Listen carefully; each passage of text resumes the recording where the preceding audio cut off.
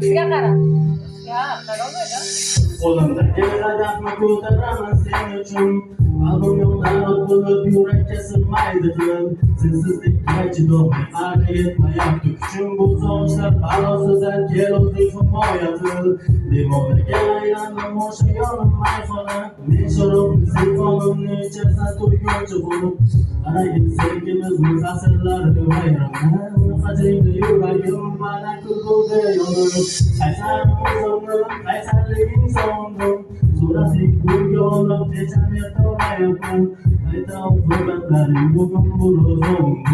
Sen tomon talpinib hecham yetolmayapman. Qaytargin endi menga yuragimni saqlab. Toki seni eslab qayta qiynalmasdan qandajon. Nega uni aqling bilmaydi bermay savolim. Evaziga yuzma-yuz uchrashmaylik hech qachon.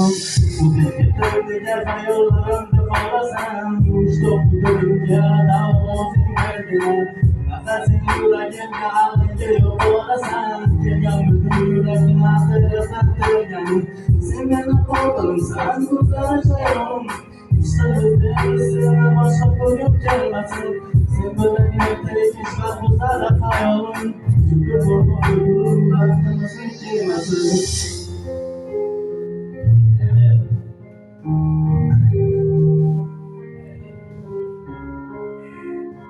Ashulasi qalarki. Sen ashulasi borku. Ateşi soğlasız bir dağlara koydum. Sensizlikten tanımaydı bunday bakmazlar bilen. Çünkü korkuyorum olay yapıp bak koygurup. Endi başka ayrılışlar sektörü olsaydım. Yapamazsın kitabını şiirden. Yaralar bir gün unutulup ketamiz. Sen dayanmasak buzarma topayındır hayırdan. Tavsaki şunchaki endi boş şeyamiz. Barmoqlar jur'at etmasin qo'ng'iroq qilgani o'zim topilmasdi soching sinashga ham jur'atli tirnoqlaring o'stirding bu aql qalbimga tirgan afsusmun bilan sen meni sahroga qo'lading kechgaman qara bugun aylanadi samo jur'at topmoq uchun senga shu gaplarni aytganim vaqti bo'lsa ishdan ko'rishga zarbudim men ham unutarman seni qolib aytilib o'zing degan xayollarimda qolasan ushtab bo'dimga davozing bergina nafasing yuragimga alanga yo'q qolasan kelganmizni yuraklar saylatirgani sen meni qotilimsan ko'zlaring chayon ishqilib men seni boshqa ko'rgim kelmasin sen bilan ertaga kechlar bo'lsa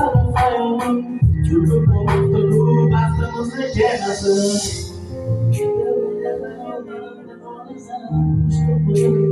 davozing bergina nafasing yuragimga alanga yo'q qolasan kelganmizni yuraklar saylatirgani